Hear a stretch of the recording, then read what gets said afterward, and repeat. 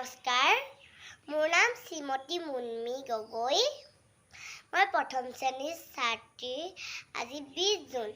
এই 20 জুন তাৰিখটো ৰাভা দিৱস ৰূপে পালন কৰা হয়। আজি মই এই মহান ব্যক্তিজনক শ্ৰদ্ধা জনাই এটি কবিতা আবৃত্তি কৰিবলৈ লৈছোঁ। কবিতাটোৰ শিৰোনাম ভাং ভাং ভাং ভাং। কবি কলাগুৰু বিষ্ণুপ্ৰসাদ ৰাভা।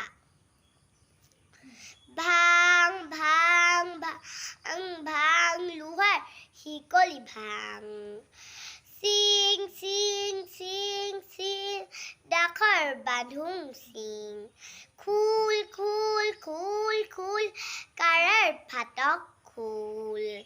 ভাং ভাং দুৱাৰৰ দাম, শুন সৌৱা শুন শুন ঘেৰিছে ৰণ বিখান, মুক্ত আকাশে উৰে দীপ্ত ৰঙা নিচান, ৰক্তে ৰঞ্জিত সুৰুজ উদীয়মান, সোণ মুকুতি তুৰুজৰ আহ্বান, হালোৱা সজোৱা হেৰৌ মজুৰ কিখান, মুক্তিমান মুক্তিমান মুক্তিমান। ধন্যবাদ।